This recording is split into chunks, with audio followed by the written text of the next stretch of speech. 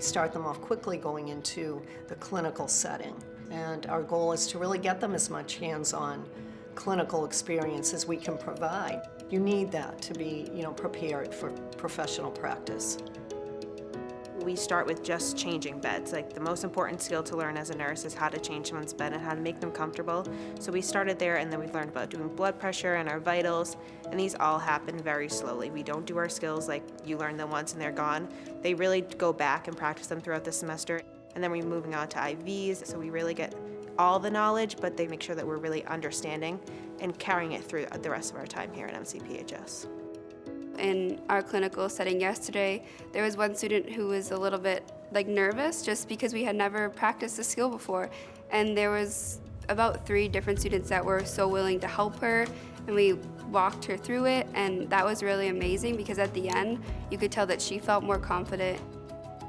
We may give them a scenario where someone is having chest pain, and they would have to figure out, how do I assess this person? How do I rate their pain on a scale from 1 to 10? Is it chest pain? Is it respiratory pain? Do I need to give them a medication?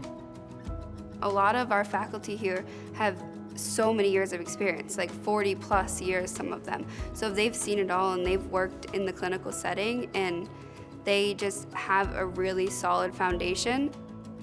The reason we have an accelerated program and work through the summer is that we don't have gaps in learning.